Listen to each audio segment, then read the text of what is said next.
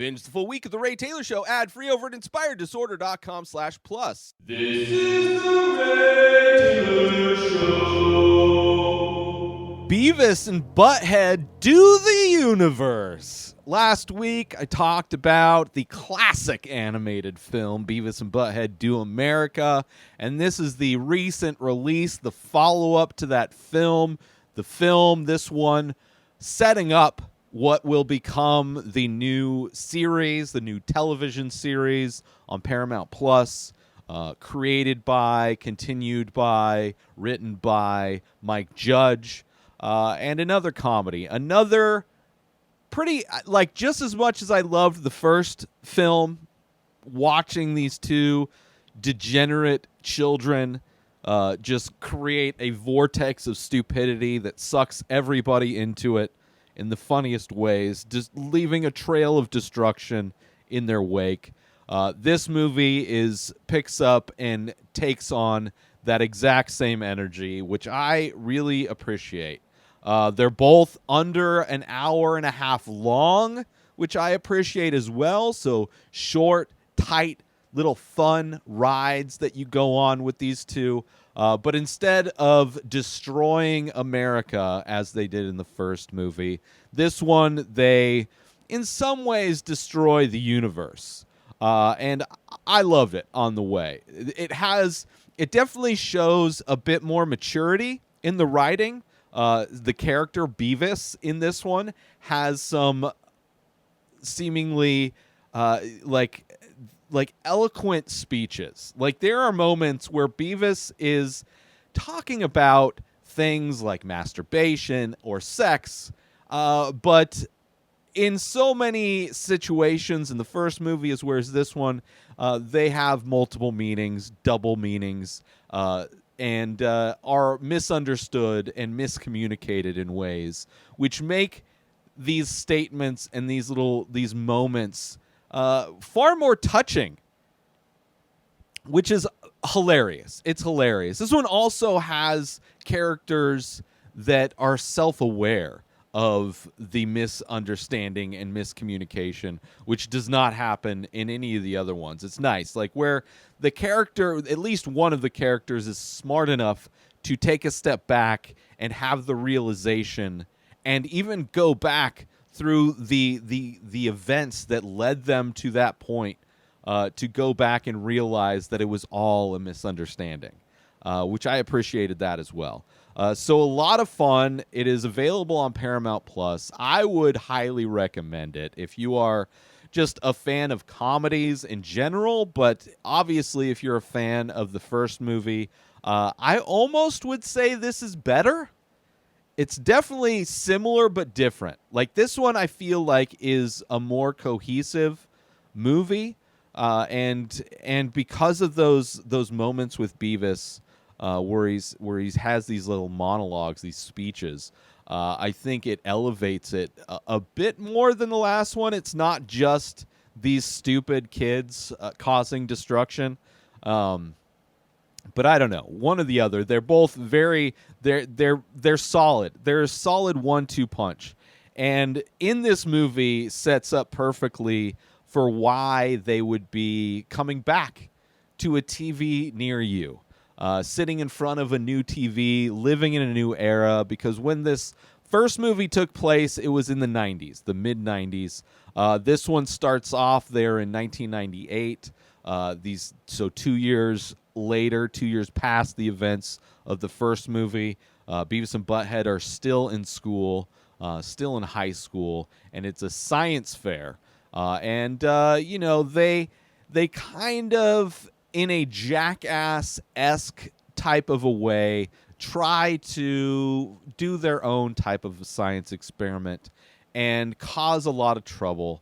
And in causing a lot of the trouble, they end up getting punished. And their punishment is to go to space camp, which was the prize of winning the science fair. But for them, it is their punishment. The judge is like, in an effort to make these two stupid kids, these two degenerates, to see if they can get a little bit of inspiration in education, send them to a space camp, which never would happen, but probably should happen.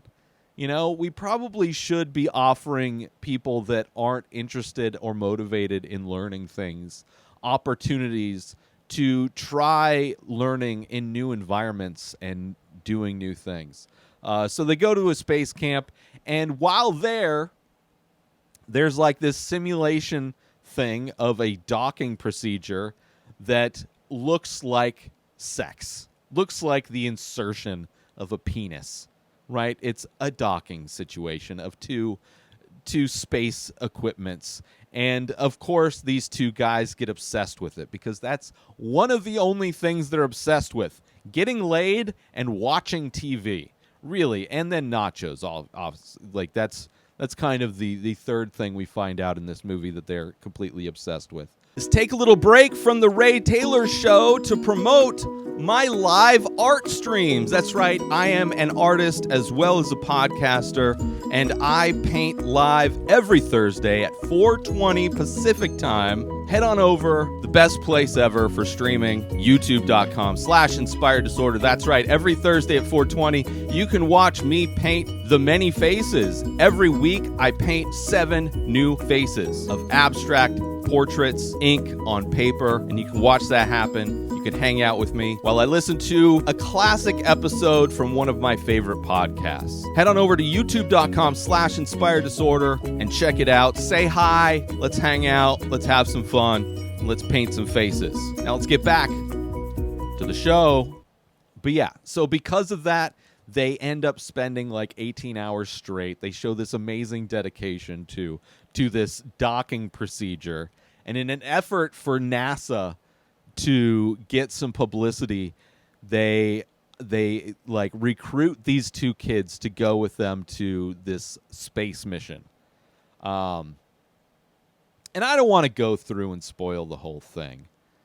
But just as I compared their vortex of stupidity in the first movie as the people and places that exist around Beavis and Butt-Head. Anybody that comes into contact with Beavis and Butt-Head is left in a wake of destruction, and people just get sucked into this vortex of stupidity. And in this movie, that vortex is a black hole, and it sucks in the 2 troublemakers themselves, and transports them into the future, transports them into 2022. And then we get this great kind of like fish out of water experience where obviously they're experiencing the differences in reality, like purchasing things through a phone, smartphones in general.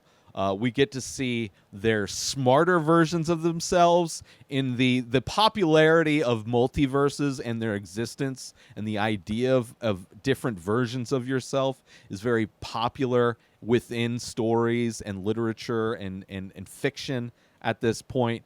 And this movie, expresses that as well with the smartest versions of Beavis and Butt-Head coming to save the universe because in going through the black hole, they caused a rift, and now they need to go back through a black hole. And the journey is for them to try and get back to this black hole to fix the universe, which they don't really understand or care about, because out of the versions of Beavis and Butt-Head and all of the universes and all the multiple universes, they aren't necessarily the smartest, as we know, as we are familiar with the Beavis and Butt-Head characters. But it sets up a story that allows these 2 degenerate kids in modern day to just cause a lot of destruction. Go on nacho binge, just eating like the binging of nachos that goes, the copious amounts of nachos that get binged eaten throughout this movie is pretty funny. The montage of them going around town and just flaunting their nacho-ness in every way. It's a pretty funny montage of that. Also, before they get before they even get sucked into this black hole, when they're on the spaceship on the way to this mission to dock with the space station, there's like this telescope, and they both like point it at the sun and look directly through it, like searing their eyes and becoming blind, and that's like something that leads to them eventually getting kicked out. And it's kind of funny how stupid they are and the consequences of their stupidity, and how it just allows them to fail forward and just stumble through life somehow successfully, time travel, and still like maintain the ability to exist without any problems, and to just kind of enjoy their life in their stupid, like they're, despite the fact that there's multiple universes and multiple versions of Beavis and Butt-Head, the Beavis and Butt-Head that exist in this universe are also in their own self-contained universe. Like, aside from all the people in the world, Beavis and Butt-Head have their own little bubble of existence that just doesn't seem to, like, they are unaware of the reality that's outside of them, and the way reality around them reacts to their destructiveness and their stupidity breeds a lot of comedy. There's a fun scene where they're in prison, and the teepee for my bunghole starts off a riot for other inmates wanting teepee, that their bungholes have been neglected, which is kind of a funny moment. There is a breakup between Beavis and Butt-Head where they go separate ways, and they both fantasize of different things. There is a car chase that's pretty funny where they are at one point driving backwards in order to chase down the woman who was once an astronaut and now a governor, somebody who's trying to track them down because they are the only ones that will be able to expose her for her thinking she killed them in space, but then they got time traveled. Let's take a little break from the show to promote The Many Faces. That's right, I am also an artist. I do ink paintings on paper of abstract faces. A new face, a new painting gets released every single day over at inspireddisorder.com. So head on over to my website to purchase original artwork directly from the artist.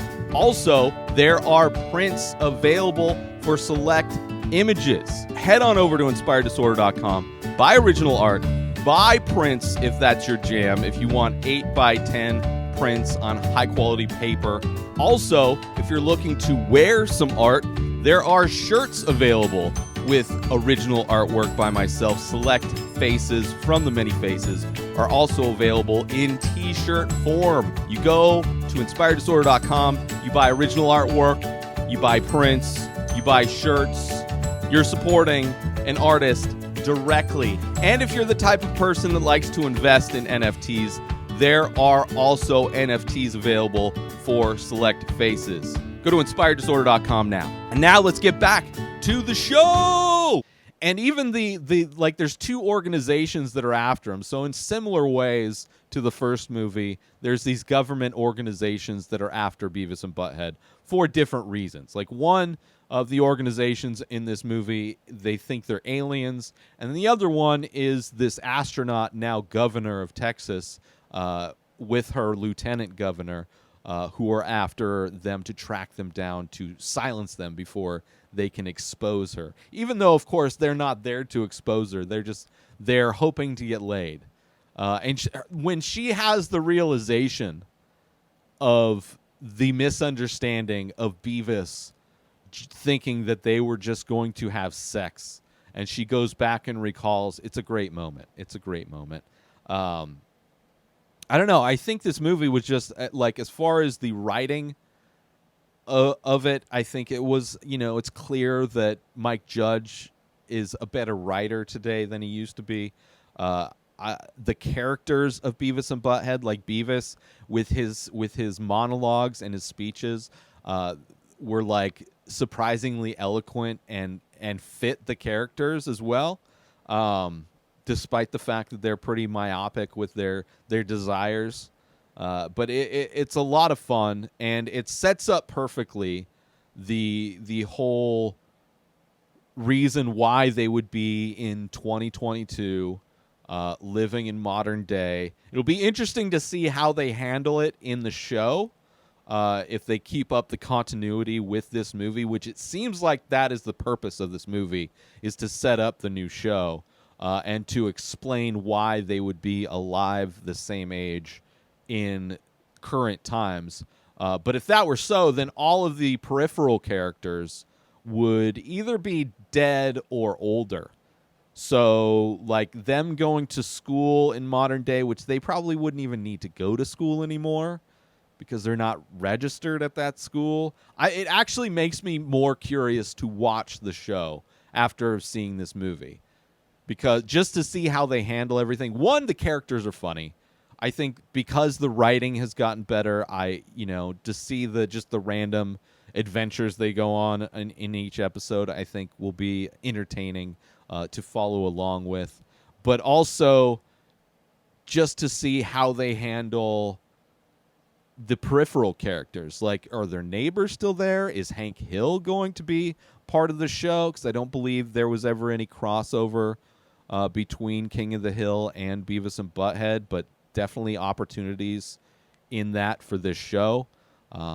So that's what makes me most curious after having watched this movie, is to see how they handle everything in the new show, which not only that, it will set up and give them opportunities for a lot more of the fish out of water type of stuff. I mean, now with TV, there's no more music TV, right? So they're not going to be watching music videos like they used to unless they watch them on YouTube.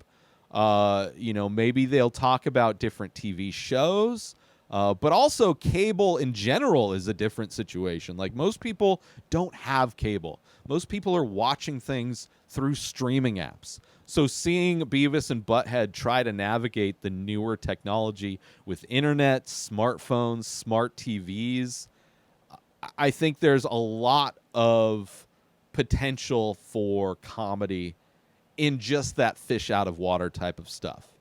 And also them constantly trying to pretend like they know stuff, but clearly don't. Like, they just, the way these characters exist makes for such funny situations.